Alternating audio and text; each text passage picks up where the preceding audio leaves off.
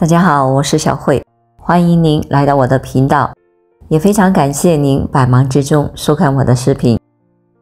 今天给大家分享的内容是，医生提醒，60岁后的体检做好这4项检查就行了，不必每个检查都做。刘大爷今年69岁了，他平时身体还不错。自从退休后，刘大爷就坚持每年的体检。每次体检虽然没有发现大毛病，但总是有或多或少有一点点的毛病。今天刘大爷像平时一样去公园，没有想到在公园里遇到以前的老朋友。2个人在聊天的时候提到了老李前几天因为脑出血去世了。谈到具体的原因时，这个朋友就说道，老李脑出血和之前不知道自己血脂偏高有关。刘大爷听到老朋友的言辞后就比较感慨，幸亏我这体检了，不然倒霉的该是我了。刘大爷之所以这样说，主要是因为他在几年前也被查出了高脂血症。当时医生建议刘大爷长期的口服降血脂的药物，否则长期的高血脂症也会增加脑出血、脑梗死的风险。随后刘大爷就听从了医生的建议，把血脂控制在了正常范围内。在现实的生活中，不少老年人都没有体检的意识，总觉得体检太花钱，如果没有查出问题，那就亏大了。其实人到了一定的年龄后，身体就容易出问题，可能因为这些问题不严重，所以就没有什么明显的症状。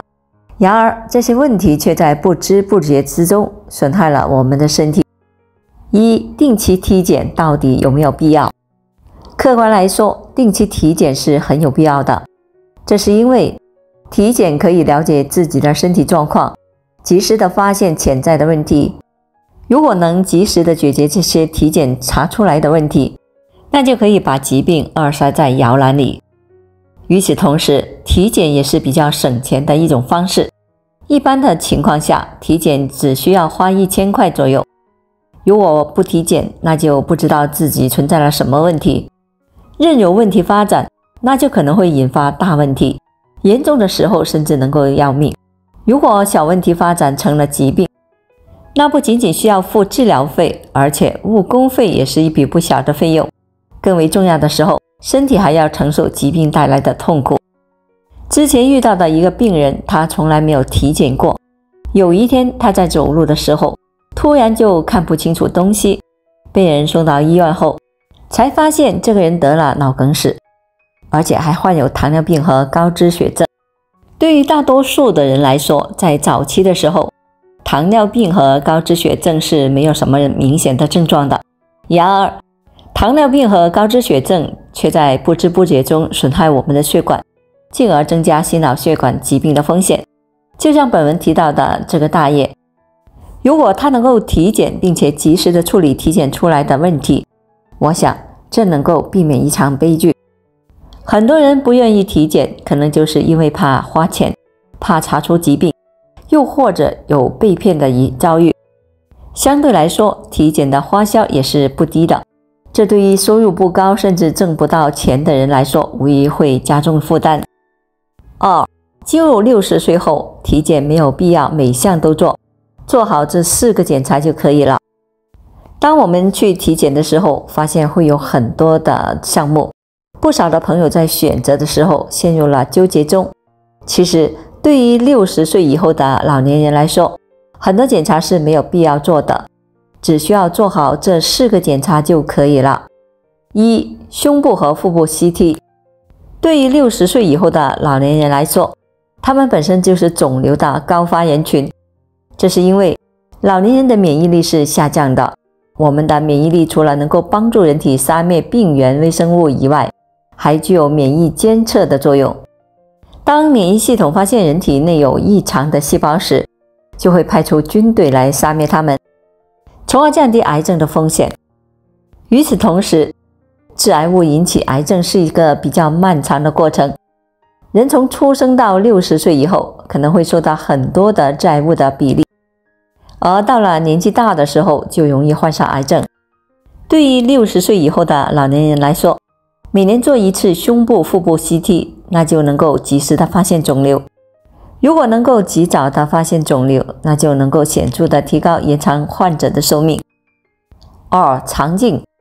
根据权威指南，人进入了50岁以后就有必要做肠镜检查。肠镜能够及时的发现肠道存在的问题，像结肠息肉、肠息肉等，多数是没有明显的症状的。然而，多种的肠息肉，比如管状腺瘤，都有会演变成为肠癌的风险。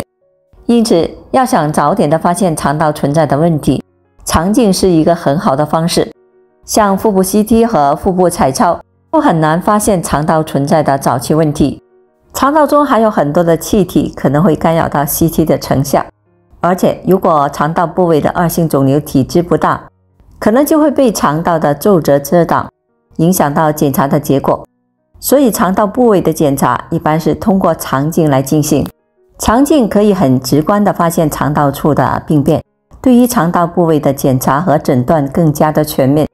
随着时间的推移，患癌的几率也在慢慢的变大。如果是40岁左右的人群，可以选择5年做一次肠镜；40岁之后，建议2到3年做一次肠镜。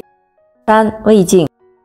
胃镜检查比较直观，可以直接的观察黏膜的形态，可以看到 X 线和 CT 难以呈现的扁平状的溃疡，而且还能够直接的进行活检取样，甚至能够直接的进行手术切除病变的部位。